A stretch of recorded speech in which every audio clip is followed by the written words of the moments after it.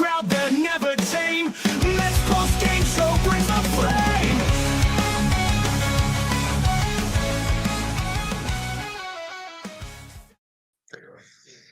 What's up, Mets fans? Welcome back to the Mets postgame show right here on the channel and on X. And we are talking about a New York Mets win. Wasn't pretty, but we'll take the wins as we can as the Mets win 10-8 with just a barrage of offense from both teams. And this was a game of haymakers, man. I tell you, like the pitching sucked all over the place, no matter what team you're talking about. It was just a bad pitching performance by Sean Manaea, and we'll definitely get into all of that. Chris, how you feeling? This is a game that shows you exactly why you pay Juan Soto the big bucks. That's why you pay Juan Soto to come over across, the other side of town and join the good guys. This is exactly the type of game. And don't look now, because for all of maybe people in the chat, maybe not, I don't know, but for everybody around the league, whether you're a Mets fan or not, that was calling him unclutch, quote unquote, he is now hitting over 400 with runners in scoring position since August 1st. So he is getting hot at the right time. I mean, what a day for him. 6 RBIs. Mets put up 10 runs. And you said exactly that. I will take a win any way this damn team right now can get it. And that's probably more than likely, more often than not, going to be by putting up 8, 9, 10 runs like we saw today. So really good win. We get the W. I love it. I want to see those W's in the chat. I definitely appreciate the chat being here with us as well. Smash those thumbs up and subscribe buttons. You know what to do. A win's a win, man. It's a good time. And it's, we get to enjoy the rest of our night, Rob. We don't have to sit here and stew and this, that, and the other. A good way to start this road trip. But just like the homestand that we just had, they started off really well. They have to continue playing good baseball, and they cannot look back at what happened today. When yesterday comes around, it's all about tomorrow and looking forward, because this is crunch time, the important month of this season, and this road trip within itself can decide a lot. I'm just happy to be here. I'm happy the Mets won. That's all I'm happy about right now. Yeah, and we didn't get any help from the Blue Jays as they took the lead in the ninth. And then the Reds came right back in the bottom and won the game. The Mets could have gained the full game on them. And I do apologize for the loss record on the Reds here on the wild card side. It's 70-68. But I'm sorry, yes, 70-68. I'm sorry about that. And so we're 4 games still up in the wild card, and we gain a half a game at the moment. The Phillies are playing the Brewers now. But yeah, look, Juan Soto had a game. He ties his career high in RBIs. He finally hits a home run with more than one person on base, and it came in a huge moment where, let's be honest, we knew we had to score a ton of runs today after Manaea shit the bed once again, and we'll definitely get into Manaea and what we did with him and Senga going forward. But this was a needed win. We all know that. Coming off of losing 3 out of 4 against the Marlins, you had to start off on the good note, especially not getting a good start from Sean Manaea, and you find a way to pull out a game, and now you got Nolan McLean going tomorrow. It is a good opportunity for the Mets to have a good pitcher on the mound and continue what their offense has been doing for about a month now. This is a good sign for the New York Mets. This is a good way to come into tomorrow, and you get basically the whole night off. You don't have to come back until tomorrow night, as we'll talk about another pregame and another game to go, as we only got 24 games to go. But yeah, I'm excited. I'm so excited about this Mets offense, because it doesn't matter how bad the pitching is. Offense can win you games. And again, can that happen in the postseason when you're facing better pitchers day after day after day? We'll see. But, this is a Detroit pitching staff that's very good. They're very good. I know Charlie Morton wasn't, that's probably one of their I guess somewhat not good pitcher. And, we did make it interesting, Chris, but overall, this is a good pitching staff for the Detroit Tigers. Even their bullpen's really good. And the Mets found a way to keep on tacking on runs. They had 2 leads in this game, and they almost basically, blew it up. of this pitching staff, and there wasn't a lot of good signs. Raley and Diaz. That was basically it. You know, e- everybody else kind of was a little shaky. Helsley came in and great job. Rogers was good. Rogers was good. Rogers, that's right. I'm sorry, Rogers. Then you know what? Let's give a little credit to Carlos Mendoza. He tried Helsley in that game, and he threw 5 pitches, and he was out of the game for I think it was Raley, if I'm not mistaken, Brooks Raley that was in the game. Like that was a good job by Mendoza. Look, he gave Helsley an opportunity, saying, "Hey, listen, we got a couple of run lead here. We're trying to help you out here, but." He's still tipping pitches. It's obvious. They were swinging at every first pitch. They knew what was coming. And now the Mets finally admitted that he's tipping pitches. And why can't they fix it? I don't know. This is a situation that is got to get fixed. But Mendoza gave him the opportunity, and he failed. And Mendoza had a quick trigger, and I'm glad he did. That's important for Mendoza to learn from his previous mistakes in terms of leaving some relievers in the ball game for a little bit and a little bit past what they're supposed to be in there for. So, like you said, the quick trigger to put Rayleigh in the ball game after Helsley just showed that he couldn't get the job done and close the Tigers out. That inning was great, and I like to see that learning curve from Mendoza and from the manager. It's a tough situation that Sean Manaea put this team in yet again, especially as it pertains to the bullpen. I mean, Stanek coming into that game that early is just never you never want to see that, right? Wild pitch. I mean, he looked a little shaky too. So um, I think it was a good job overall by the names that you just mentioned in Rayleigh, Rogers. And I know that Rogers has been kind of like a workhorse in this season so far with the Giants and the Mets, but I do think that there are still opportunities for Mendoza to utilize him in back-to-back days a little bit more, and also maybe 2 innings or an inning and a third, inning and 2/3, something like that, where you kind of stretch Rogers out a little bit in these outings because they call these side armors rubber arms for a reason because you don't really put that much damage on your arm if you're throwing from that angle, and you can just go out there and be maybe a little bit more of a reliable guy to come out of the bullpen for a longer period of time than a guy that throws over the top or 3/4 with the stress on the elbow, etc. I mean, there's a whole science behind it. I'm not going to get into it, whatever. I'm sure you all know if you've paid attention to the side armors in years past, but it's a good win. The offense, this is the offense we wanted to see. This is the offense that the Mets put together when they signed Juan Soto, when they re-signed Pete Alonso. The production is there, especially with runners in scoring position. That's the biggest thing. And thank goodness for Juan Soto, because when the Mets loaded the bases in that situation, and then they had 2 strikeouts from Beatty and Lindor to bring up Soto, if Soto did anything, right, that was not productive there, I was going to lose my cool. But Yeah. yet again, I mean, this is why you pay reputable players. And he doesn't have a 3-run home run this season, does he? No, this is the He first time still he hits him more than a 2-run homer. First time this year. has That's crazy. But it's also the parallel is like, he hits the grand slam. His only other career grand slam in that game, that was his other 6 RBI game. So Yeah. a lot of parallels here, maybe a little bit of coincidences, but really good outing from this lineup all in all. I'm surprised, maybe not so much, but they're playing a little bit small ball now. They're starting to take the bunts. They're moving runners over. And that's the thing. It's like when an offense is going like this, you have all the confidence in the world for the next guy to come up and get the job done and bring the runner home. But if an offense is kind of cold and maybe you don't trust the next guy to do that, you're going to be trying to swing. And so the bunt is never really on the table. And I think that is kind of reversed because a lot of people think if an offense is struggling, why not push the runner over? Because you don't trust the next guy to get the job done. But you can see at the rate that this team is bunting right now, whether it's coming from themselves or from the dugout, and Carlos Mendoza calling these bunts with Terens, Beatty, whoever else is bunting, Mullins today, they trust the next guy, no matter 1 through 9, who it is, to get the job done. And that is a really good sign from the offensive standpoint.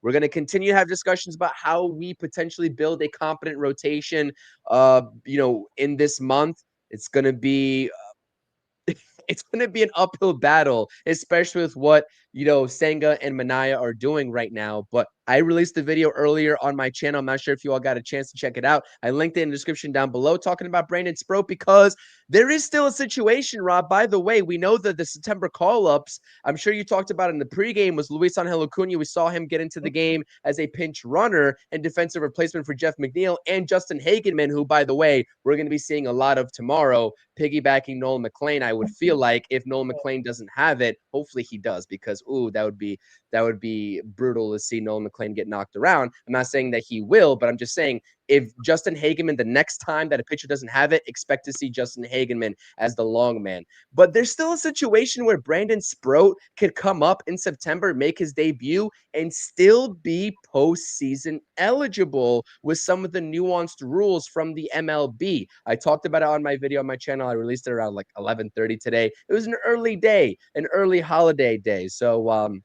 yeah, there's nothing really that you can say bad about this offense right now. They're getting the job done, and they're clearly carrying this team. Yeah, I mean, you're getting nothing from the pitching, unfortunately. I mean, this is not even a rotation at this point. This is, Nolan McLean and Jonah Tong. They're basically, it's like Little League. We have like two pitchers that pitch every day because that's the only guys you can trust. You can't use anybody else. That's just the way it feels right now. When every one of your starters, except for Clay Holmes, that has been in this rotation, has an ERA well over 6, that's a problem. And it doesn't look like there's any sign of them coming out of it. If Showman and I would have went 5 innings, gave up 4 runs, maybe we would have had a conversation like, all right, a little bit better. His pitches is, I don't know what it is. Like, are you hurt? Like, can they figure that out if he's hurt? Because if he's not hurt, then he's another year older. The mechanics aren't really helping him at this point. Maybe he should go back to his old mechanics and it might work again. But you can't do that on September 2nd, and hopefully he figures it out. But I don't know what to do with Sean Manaea anymore. The lineup has been doing their job. I mean, again, they've been scoring 7.2 runs per game. It's probably up to 7.3, 7.4 now, considering today's 10-run beatdown today with all those runs. But you can't keep on scoring 6, 7 runs every game. I mean, you have to score more than 5 runs every game to have a chance when your name is not Nolan McLean or Jonah Tong on the mound. It's a joke. And this is not sustainable, guys. I want everybody to understand that. And Chris is shaking his head as well. I think he agrees with me. You cannot continue to think this offense is always going to score 5 runs or more. At some point, you got to win low-scoring games. You got to win 1-run ball games. And this was kind of like a close-scoring game, but it was a lot of runs. And you can't – this could have been an easy win for the Tigers if the Mets offense weren't doing their job. Like, that's the problem. Like, there is every day the opposing team is scoring 5+ runs. Like, it's hard to win that way consistently. And I don't know how it's going to get fixed. I really don't, because if Sanger's a disaster, Manaya is a disaster, Peterson for the last month have been a disaster, you can only count on McLean and Tong and hopefully Sproat so much. I mean, could they be the difference and help this rotation going forward? Sure, but I mean, what do you do with these guys? Like, you have to pitch somebody. You can't just throw McGill in there and, throw somebody else in there just to fill those spots from Manaya, Senga and Peterson, Chris. I just don't know what to do anymore. Like, there's really not a lot of options to go to. I agree with Dwayne in the chat. It's a really good comment, and I said it when Manaya was starting to struggle in this game, is that the clear answer here, and as we talked about in the post-game stream that we did yesterday after the Marlins game 4, right, is giving Sproat the shot and just putting Manaya in the bullpen. Mm-hmm. Now, he had a little bit of trouble with the long ball today, giving up a couple of home runs and helping the Tigers come back from multiple deficits, and I understand that, but I still think that Manaya is a decent bullpen option, maybe not in high leverage situations, but maybe more so, piggybacking off of another starter.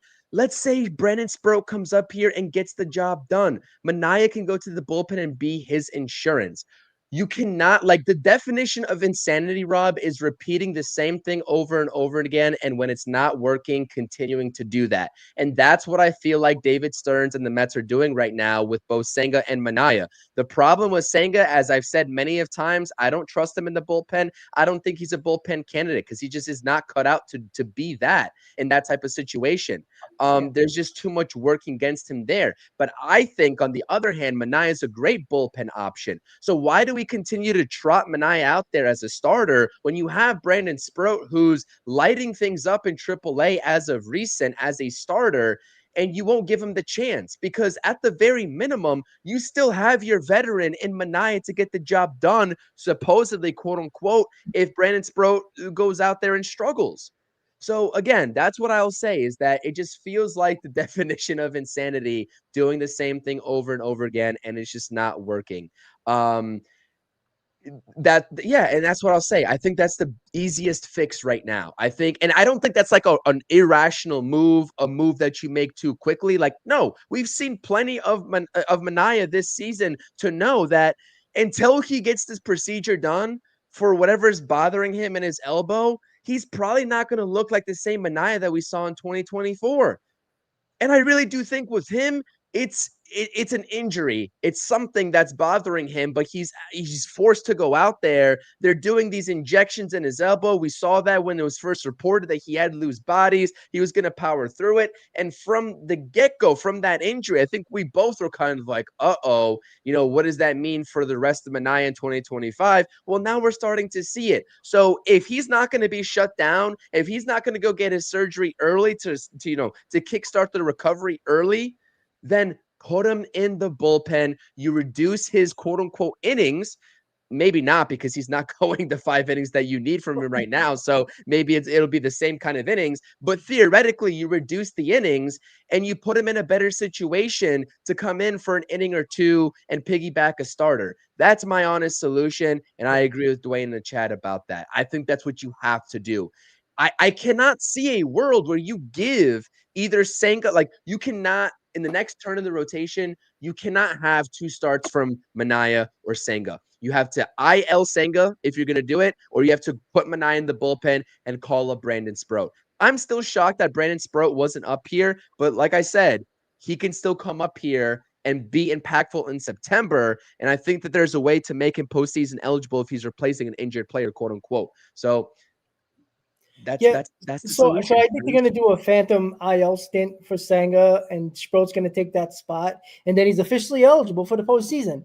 As everybody was trying to figure out how that is actually possible after September 1st, but that's how it goes. That's what I said yesterday. I said phantom IL, ghost IL for the ghost. Yeah, and with Show Minaya, again, here I think the issue. Look, Minaya had to make his start today.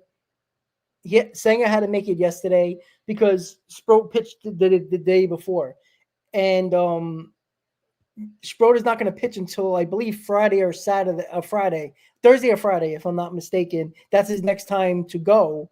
So there's no point in putting him on the roster right now. But the Mets have a couple of days to make a decision on Senga, what they're going to do. And here's the problem. David brought up, what about McGill? What about Sproat?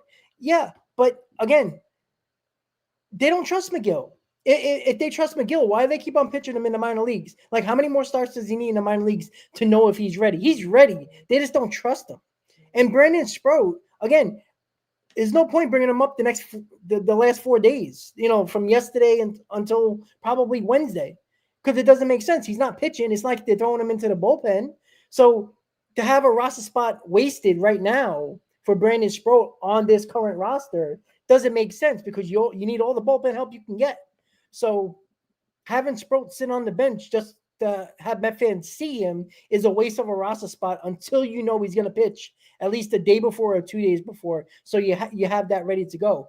And again, I mean, can McGill be any worse than Sean Minaya and Kodai Senga, though? Like, we've seen this before from Tyler McGill. Like, he would pitch well for like a month and a half, like be one of the better pitchers in baseball, and then he would just be terrible for 2 months. I wonder if Tyler McGill, if you can get like 3 or 4 good starts from him. I'm not talking about great starts. I'm talking about 5 innings, 3 runs or less, and you get that consistently, that's better than what you've been getting from Manaya and Senga. I do wonder if I think they're going to make that decision probably very shortly, but I don't think Senga nor Manaya can make their next start. Either one of them. Either one of them. I don't want to see them on the mound.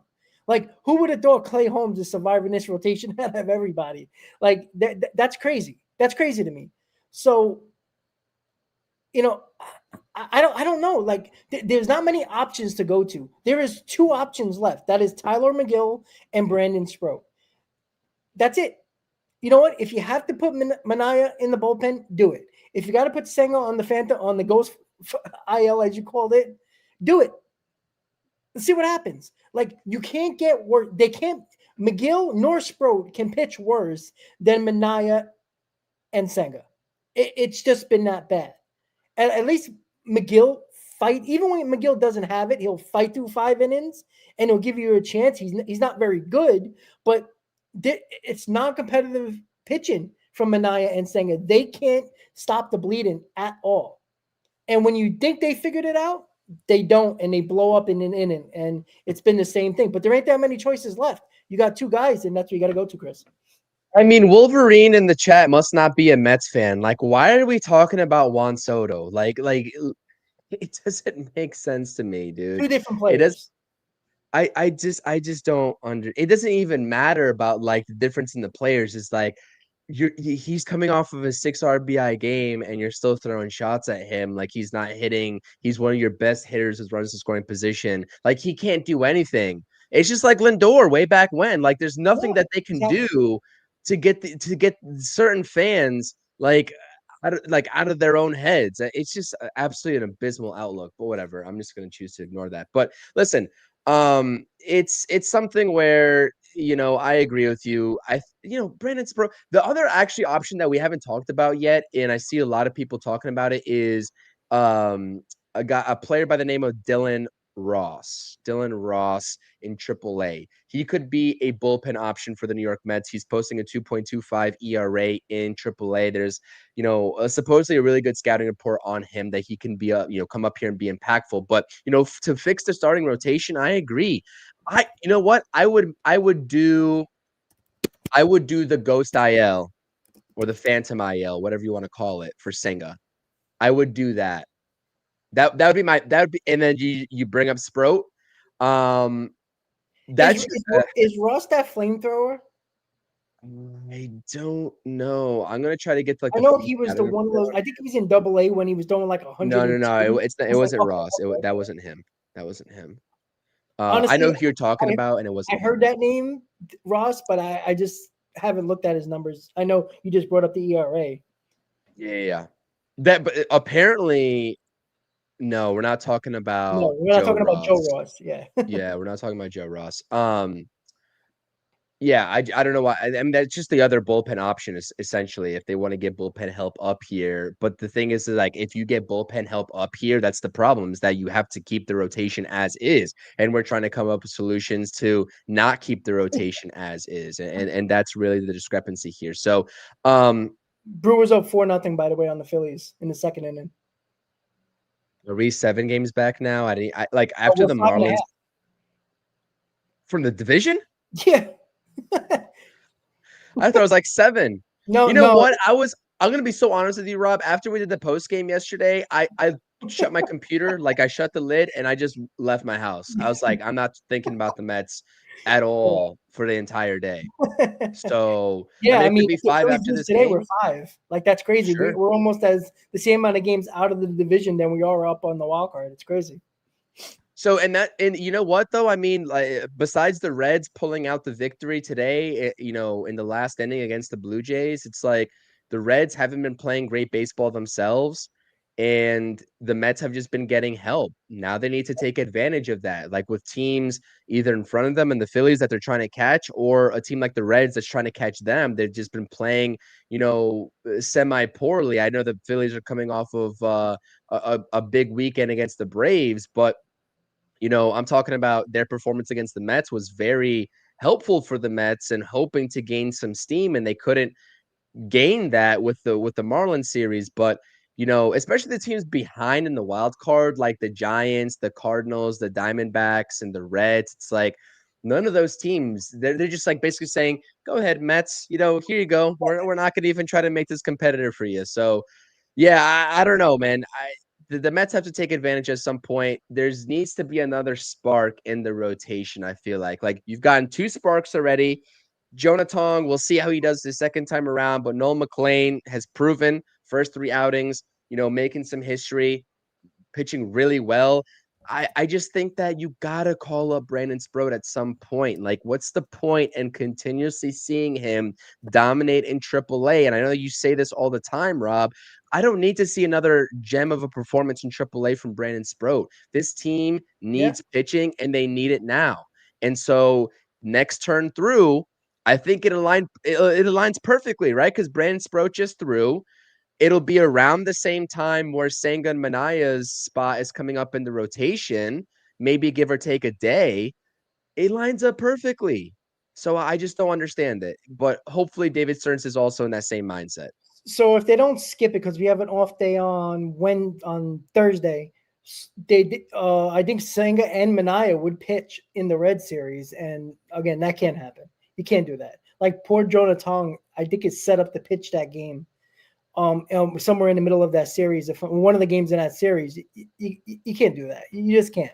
Like Sproat needs to pitch in anybody's spot, in Manaya's spot or Senga's spot. It doesn't matter. Like if you want to now, I have a feeling they're going to throw Manaya one more time. I think they're kind of done with Senga. I think Mendoza's fed up. I mean, I haven't heard the post game yet with Mendoza in regards to Manaya, but I still think they feel a little bit of hope with Manaya figuring it out. I don't think they're going to do it just yet, but I think you're going to find out Senga's going to be on the IL very shortly, and Sproat's going to be in his spot, or at the very least, skip Senga's spot in the rotation this time around and let him try to figure out his body, because that seems like the issue apparently. His body, his foot's not moving with his head, his arm's not moving with his hips, whatever, excuse he used yesterday. Skip him and throw Sproat in that game. Why not? Well, I mean, it's taking too long to bring up Sproat anyway. I just don't understand it. It makes no sense. He should have never started that game in Syracuse when he decided, oh, well, I don't want to put him in the bullpen anymore. That stopped after like 2 days. So he should have pitched in the big leagues in his last start. But, David Stearns has to prove to everybody that Manaya is worth it. And that's why Manaya is still, pitching duds in these games. And we could easily lost a lot of these games. Like that's the problem. Like the offenses has been carrying them, and I don't even know what to think anymore, because I honestly have no idea what David Stern's thinking anymore. I just don't. Like Sproat should be up here in his next scheduled start. If he's not, like, what else am I going to say? You guys already know I don't like Stearns. I don't think he's doing a very good job this year. I think he's done a terrible job this year. We all know he didn't sign Soto. He didn't sign Alonso. All the signings that he basically made and most of the trades he made have been garbage. So it's like, I don't know. I really don't know. You just hope that McLean keeps on going. Tong does what he did in his first outing and continues that. And you hope if Sproat does come up in his next outing, he performs. Because if Sproat doesn't perform, I have no idea what we're going to do. Like, we're just going to have to survive the rest of the season and hope for the best in the playoffs, because that's all we got. This is all we got. And it's impossible to figure out why the Manaya and Senga has been so bad. Even though I don't think they are top 2 starters, they shouldn't be this bad. They shouldn't be this bad. Like if they were I'm sorry. It's just another level of bad. Like I completely agree with you. It's just another level of bad. It's crazy. Yeah, I just don't get it. Like, if they were a little, like, even average, I think we would probably have a better understanding and probably win a couple more games that they started, that the offense couldn't, mount a comeback. So I don't know. This was a eye-opening game. It took Juan Soto heroics. It took Luis Torrens, doing what he did at the bottom of the order to get that those 2 runs home early. It's again, you can't score 6 runs every game, and it's going to come down to the pitch and figuring it out. Because the Mets might make the playoffs just based on circumstance and the way the Reds just can't get over their own problems within itself. Because I'll tell you this right now: if the Mets are so lucky, and Chris, we talked about this a couple of times. If there was any team behind the New York Mets that were competent, we'd be in trouble right now. And luckily for the Mets, they probably won't have to worry about it. But there's so many problems with the Mets itself that we can't concern ourselves with the Reds until we play them, because when you play them, that's why it's important. But we're concerned about this team and the flaws that they have. The bullpen hasn't been that good, other than Diaz and Rogers for the most part. And Rayleigh's been pretty good, but there's been so many guys in between that hasn't done the job. The rotation's in shambles, and we're expecting kids to basically be the saviors here. And it can happen, but how long is that going to last? And you just hope it lasts through the playoffs, but that's a lot to ask for a couple of kids. I think it's 100% fair to say that there's still so many question marks with this team moving forward. And you're absolutely correct in that, this offense cannot replicate what they've been doing, to the extent of what they're doing it at, essentially, with the runs that they're putting up. I mean, how many wins have we had where this Mets offense has scored, 10 plus runs, let alone 8 plus runs? In one of the games, they scored 8 and they lost because their pitching gave up 11 runs to the Marlins. I mean, it's absolutely insane. And funny enough, the Marlins go ahead and score how many runs against the Mets in 4 games? Like 32, the broadcast said. And then the next game for them, they go and get shut out by the Nationals. Like, you have to be joking. That's absolutely insane how they can go ahead and do that against the Mets and then just lay an egg against the Nationals. That's beyond my comprehension. But you know what? At the end of the day, Rob, as we say, it's a game by game basis. I always try to preach that. I always try to say that. And then, it just so happens in this game, the Mets just got enough production, especially with one swing of the bat from Juan Soto, to win this. I mean, they got out hit. I mean, that's crazy. You don't really see that all too often when you get out hit by 6 hits and you still find a way to win. Not even by 1 run, but by 2 runs. So it's just weird games that we're seeing from the Mets. Even that Jonah Tong game, the 19-9 victory, was weird. It's hard to kind of assess and sort of predict what's going to happen with this Mets team, given how weird these games have been. And I just hope things level out is what I want to say. I just hope things level out. I hope the offense can continue any replication of this, but I hope things level out with the pitching, because you're right. Senga and Manaya, maybe I was a little bit more confident in Senga being an ace, maybe than you were. I mean, you weren't confident at all in it, but I was like holding out hope that he could be. But you cannot envision. Let's be real for a second.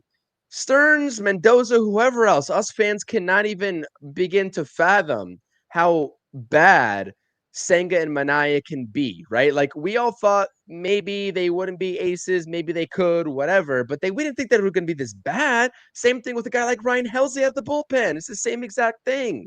Yeah. You go out there and get Soto, Rogers, Helsley to solidify the bullpen, given the rotation. And the biggest piece of all 3 of those names, and Helsley, is going out there and is falling apart. You cannot foreshadow that, unfortunately. I do think at the time the move was great. A lot of us, myself included, were celebrating getting Ryan Helsley, and to see him go out there and do what he's doing right now is very discouraging. But as long as this offense keeps this team in the race and ahead of the Reds, they're just buying the pitching time. That's essentially what we're doing here. They are buying the pitching time to figure it out. And thank goodness that they are, because I think we'd all be, I'd be ripping my hair out on these post games if the Mets found a way to squander this one. So Juan Soto, don't care. I'm going to say this about Juan Soto. I do not care that he's batting 255, 260, whatever he's batting. I don't care about that. This guy's turning up at the right moments with runners in scoring position when his team needs it the most. Yep. Like, I don't care about the money. I don't care about any of that. I don't know why people always bring up the money. Like, I get it. Like, it's a rich contract. It's the biggest contract in MLB history. So what? So what? Who cares? This guy's also almost going to steal you 30 bases. Nobody's talking about that, even though he did get caught stealing today. I mean, it's just like we could complain about so many things, and we're still continuing to complain about Juan Soto. Why? Make it make sense. Like, please be better than that. That's all I'll say. Yeah. Juan Soto's the least of our worries. And again, this guy shows up. This guy's gonna have probably the most home runs in his career. After he's never gonna hit that many home runs again when he doesn't have Judge behind him. And oops, that kind of changed right out the gate. He's going to have more stolen bases. And let's not act like the rules changed this year. The rules were like that last year. The problem is that when you have Aaron Judge in front of you, you're not stealing bases. And Soto, and this is the thing about Soto, and people didn't want to talk about that because everybody hates him.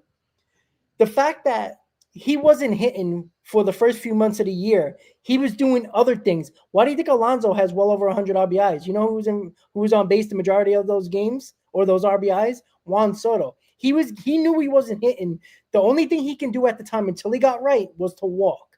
And then when he got on base, it was either Alonso driving him in or he was stealing bases. So he was doing something that he can help the team doing, which is why great players are great players. When they are not going well, they'll find something else to help their team. And that's what Juan Soto did all season. This is the difference between a good player and a great player, which Juan Soto is. And that's the difference. That's why you pay for these guys. Yes, nobody's worth $765 million. Nobody. Completely understand that. And Chris brought it up earlier in the show. Lindor was getting the same amount of grief because he was the highest paid shortstop ever in baseball. Like, this what happens when you don't realize, and everybody's so focused on so many little individual things, with the things that help their team, he's doing something else when he wasn't doing the best thing that he could, which is his best asset is hitting. When he's not doing that, he was still helping a team with walks and stolen bases. And that's a big deal. That is why Alonso's doing what he's doing this year. And again, Alonso had to get the hits, but that's why he has a ton of RBIs. Look at Juan Soto's runs scored. It's a tremendous amount of runs scored. This is a good way to put it in perspective. And I'm glad Chris brought it up because there's way too much hate from Met fans. Who cares about the other fans? We know the other fans are going to boo. I mean, Detroit Tiger fans, why are you booing Juan Soto? What did he do to you? Like, I mean, come on, you're the Detroit Tigers in the American League Central. Like, nobody cares. Well, Juan Soto has nothing to do with you. And they booed him like, he just left their team.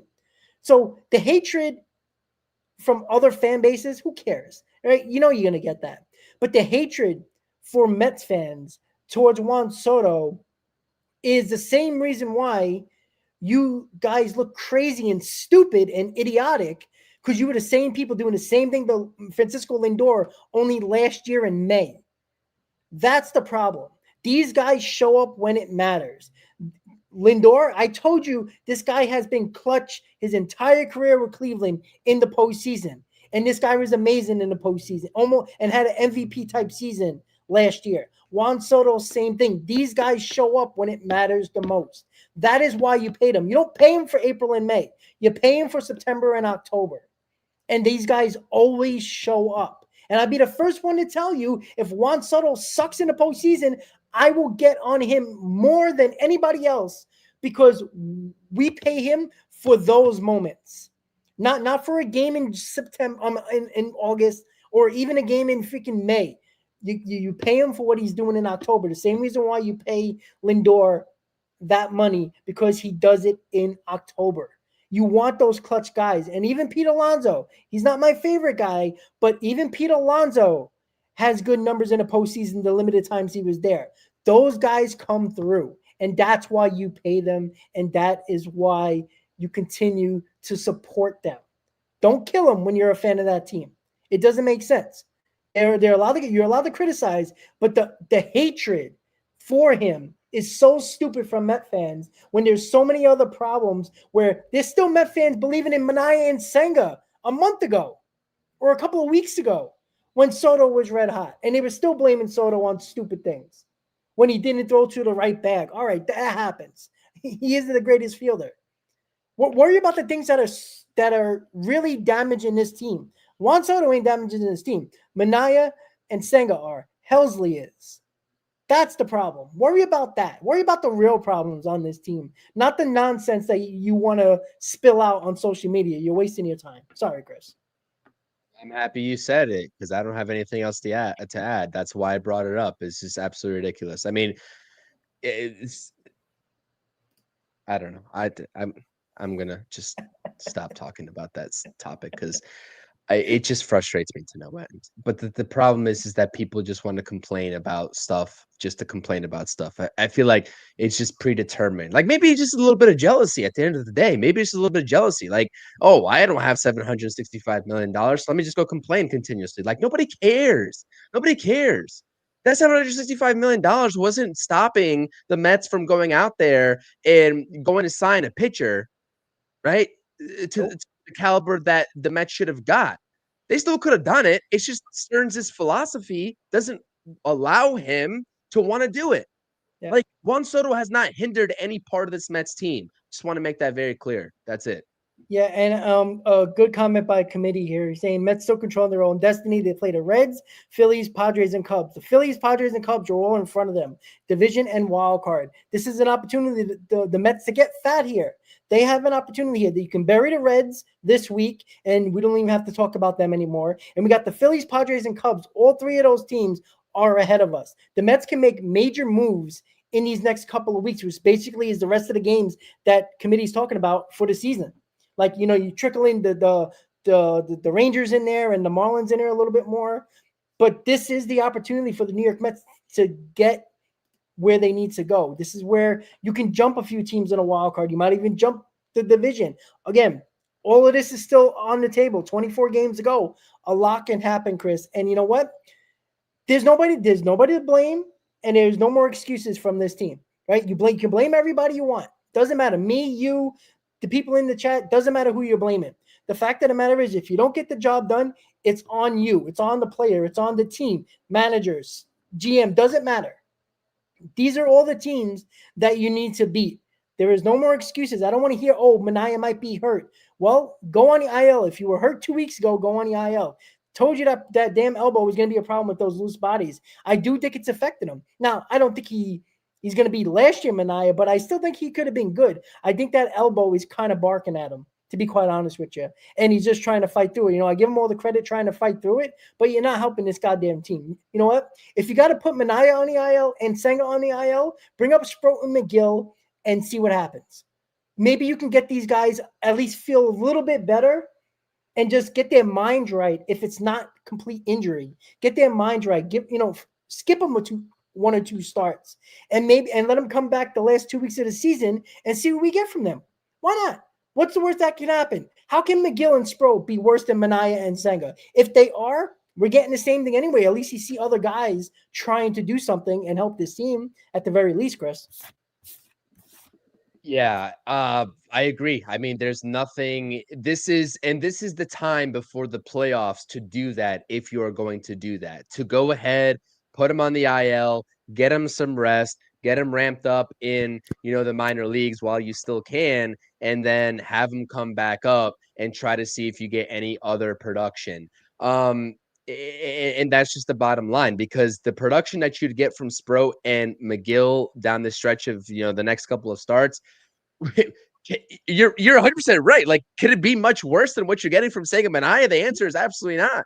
Like, unless they're giving up 10 runs over 2 innings, I guess that's worse. But come on, what are the chances of that happening? So yeah, I don't know. And I agree with you with your response to Celia in the chat, is that the Mets don't have a choice. The Mets don't have a choice. I do think that I do trust McLean at the very minimum in a playoff start.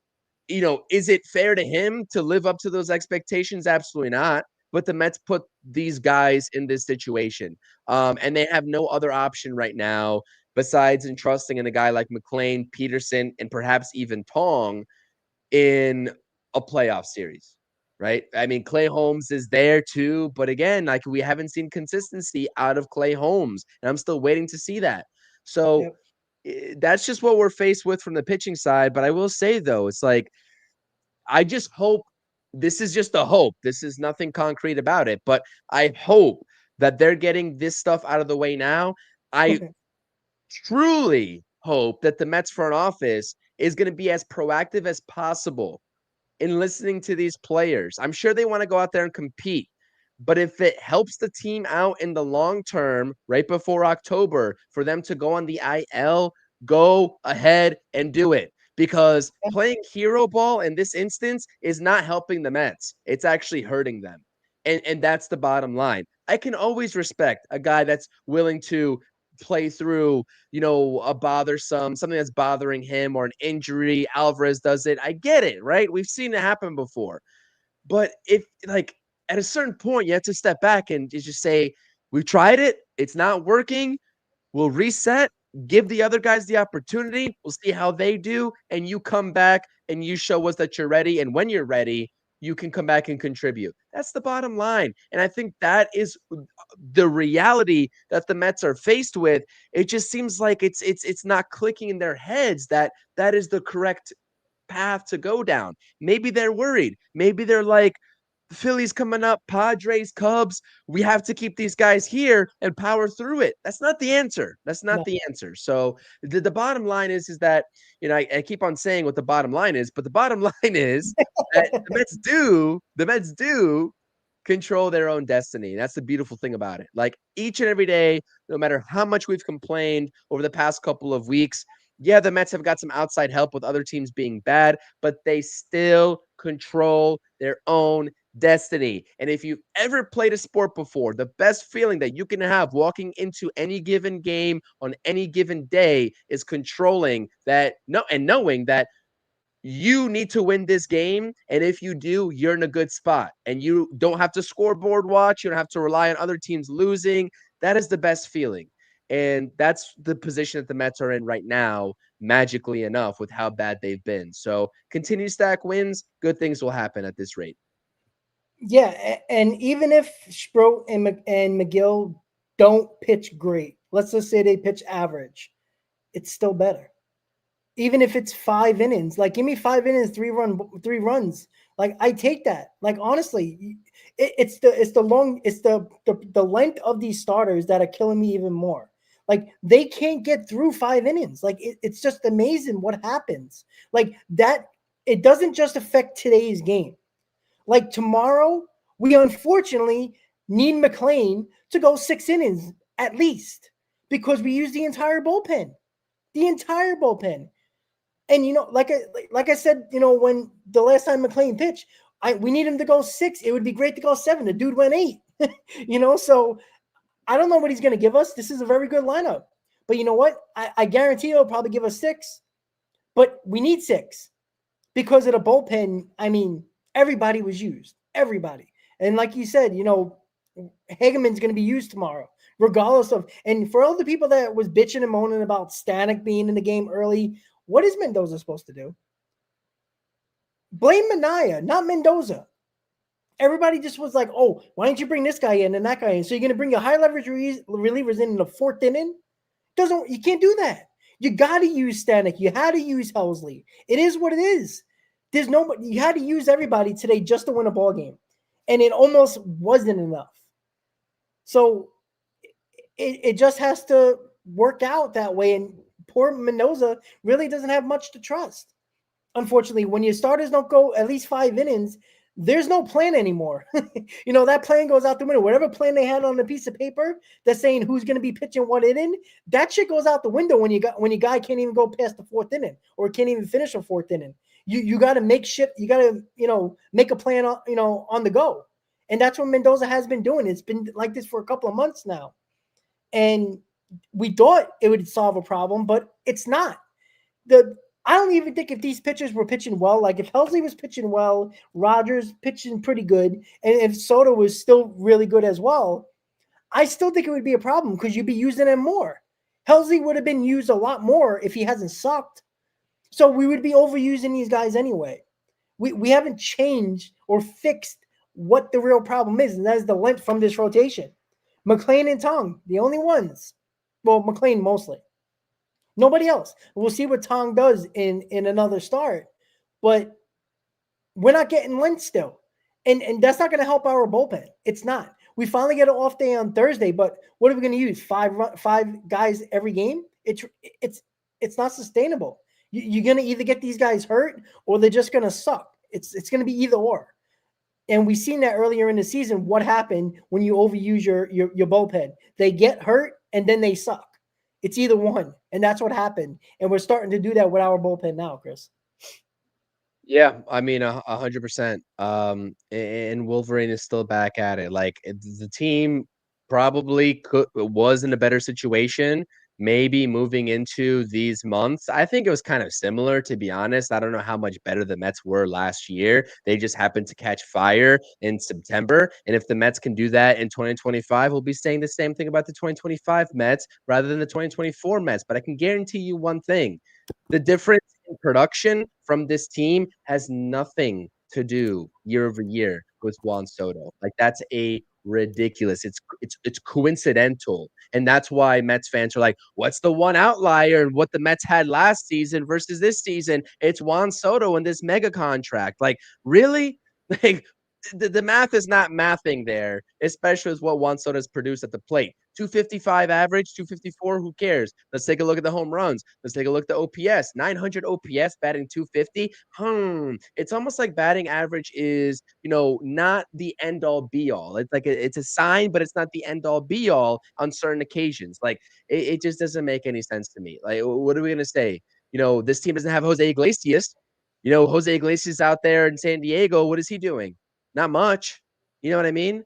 I just don't understand. I don't understand why Yeah. one being blamed for the difference, but whatever at this point. And I know we're talking about like the wild card and stuff like that. The Cubs are losing 3-0. The Padres play a little bit later tonight, and the Mets are only 2.5 from the Padres and 4.5, and it could be 4 today if the Cubs lose. So again, everything's in our grasp. Everything, the division, the first wild card, second wild card, and obviously the third wild card.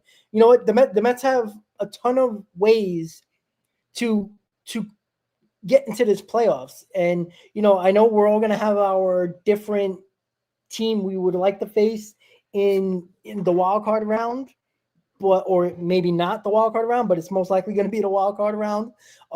Just the way, because I mean, honestly, I think it's like a 2-game lead the Dodgers have on the Padres. I mean, it's still likely that another division winner, maybe the Mets could still be have a bye if they're the number 2 seed. I mean, that's probably unlikely, but we're not that far away. We're only about 4.5 from the Dodgers. Like that can actually happen too. I know that's like outside, and that probably be the best case scenario. But like we know the Padres have our numbers. Right now, we've been playing the Dodgers. The Phillies at home, we destroy them, and we played well against the Phillies. So again, it's a lot still to talk about. We got 24 games to go. There's things that we still have to figure out as a team before we worry about outside noise. I don't want to be scoreboard watching. I hate scoreboard watching. Like it seems fun in the moment, but it also sucks. Like I turned on the Blue Jay game and I saw Bo Bichette hit a 2-run homer, and I'm like, oh yeah, we're gonna get in a game on the Reds. And I went to the bathroom, I come back, the Reds won. I'm like, what the fuck just happened? What happened? Like I can't stand scoreboard watching because we rely on other teams way too much. And just for everybody who knows, we relied on other teams last year. Right, the Mets were very lucky they got into the playoffs last year. The Diamondbacks choked, and a couple of other teams choked for the Mets to even think about getting into that third wild card. So yes, the Mets played well, but it also took a choke job by a couple of teams, especially the Diamondbacks, for the Mets to get into the playoffs because it wasn't in their hands a couple of games prior to the Braves series. They got very lucky, and maybe they are getting lucky again. And at the moment, I think they are. They're playing better offensively, but last year everything was working. We had good pitching, we had the offense, even the bullpen was solid. We don't have the rotation in the bullpen being solid. That's a huge difference from last year. The lineup is probably way better. I don't think last year's lineup scored even close to 7 runs per ball game. And this is what the lineup can do. And you just hope that somebody steps up a little bit more, because all you need is the rotation or the bullpen to step up in the playoffs along with your lineup And now you have a conversation about, hey, this team can go all the way. Even though there is no dominant team in the postseason, Chris. We all know that. We said that many times. There's nobody that you can say, the Brewers look really good, but they've been notoriously bad postseason. In the postseason, they've been bad. They've choked many times. And that's part of Stearns' team. A lot of this is Stearns' idea and thought process, what they're doing right now. Until they actually do it, who knows? I mean, the Rangers did win a couple of years ago, and they never won a World Series. So things can happen, but the Mets have an opportunity here to cause a little bit of craziness over the next couple of weeks. I don't know if they're going to do it. The pitching's got to be better, and we hope what we talked about with Sproat and McGill is the possibility with McLean and maybe Manaea both going to the IL, or at least, skipping their start, giving them a break. Maybe that would help them mentally. Because I think at this point, I think it's mental for Senga. And I think Manaea is actually hurt. So we'll see. Chris, any final thoughts so we can end this post game and, talk about tomorrow? Yeah, I do want to have this is my final thought, is that I think that the Mets played a relatively good game defensively. And, there are some correlations here with good defense and winning. I mean, that play that Mullins made in center field saved the run. McNeil also ranging to his left to get the put away. The runner did move up, but, that was a good defensive play right there. They played sound baseball today defensively, and that's something that absolutely matters. I'm not sure if you talked about it, but apparently Tyrone Taylor is dealing with discomfort in his hamstring, which is why Mullins is getting more playing time over the past 3 nights or so. I guess continue to play a good defense. We don't know who's dealing with what sort of injury or discomfort and who is available versus who's not, because I know the chat was talking about, where's Tyrone Taylor? Why isn't he playing? Why is Mullins playing? I'm sure Tyrone Taylor would have gotten at least 1 start, maybe 2 over the past 3 nights if he was actually available, but that's not on the table it wasn't on the table according to Carlos Mendoza. So hopefully it's not going to be an IL stint for him. Hopefully he can just kind of rest over the next few days and come back strong. But please, if the pitching is going to do this like for another week or two, you cannot have a team that pitches poorly but also makes mistakes defensively. Like, you have to be on point defensively, especially with the routine plays, if the pitching is going to be this bad. But we're still continuing. I don't know what we need to do, Rob. I mean, we could like pray, hope. I don't know what we need to do to, get this pitching in the right direction, but something needs to happen. And I think it starts with the front office making a very important decision. Whatever the decision is, be confident in it, and then also understand that the guys that are waiting for their opportunity, they're not going to provide much worse than what you're getting right now. And so just because Senga and Manaea are the household names right now doesn't mean that they don't deserve to get, demoted. And maybe that lights a fire under their ass, right? Like, if Manaea doesn't go to the IL, if he goes to the bullpen, he's like, wow, let me just be lights out in the bullpen. Maybe he'll come back as a starter at some point and he'll earn that trust back. I don't know. But he's under contract. The Mets dished out $20 million for him. He's going to be ready to go in any role that he is put into, I am sure. That's just the type of guy that he is. But I will say, though, you know what? I'm not going to complain too much about this type of win. I don't care if the offense had to carry. I don't really care how bad the pitching was. As long as the Mets end with a W in the books, the standings, win-loss column, I'll take it. Clearly, nobody's saying that there isn't, but there's room for improvement, especially with the pitching side of this team. We don't know if we're going to get it or not, but let's continue to build, and on to tomorrow with McLean on the mound. Yeah, at this point, with 24 games to go, it doesn't matter how you win. We can complain about it in the post game, complain about it in the pregame, how this team's winning. Just win. And when pitching is going to matter, we all know when it's going to matter. And that's when they got to figure it out. At this point, if the offense carries us to the playoffs, great. I don't think that ultimately is going to be the end all be all for the playoffs. You got to have some pitching actually show up. But right now, win as many games as you can. They got 74 wins with 24 to go. Like, if they go 12-12, that's 86 wins. That's not special. Should that get you into the playoffs? Probably because the Reds probably need to win. They got to go like 20-4 to even make a conversation about that if the Mets do that. So they got to play outstanding to really, go, beat us. And that's if anybody else doesn't, fall apart over the next couple of weeks. So listen, guys, that was a good post game. We're talking about a Mets win. That's the most important thing. They're 5.5 up on the Phillies, 5.5 behind the Phillies right now in the division. The Phillies are losing 4-1 right now in the fourth inning. So good sign in that aspect. The Reds did win. So we remain 4 games up on the wild card. With that said, guys, thank you for tuning in to this Labor Day edition of the Mets post-game show. We'll see you tomorrow for the pregame show for tomorrow night's game, Mets and Tigers with Nolan McLean on the mound. Have a good night, guys. Enjoy the rest of your Labor Day, and let's go Mets. Let's go Mets.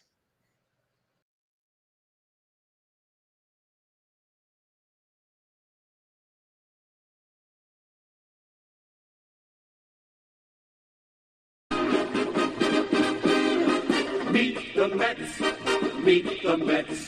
Step right up and greet the Mets. Bring your kiddies, bring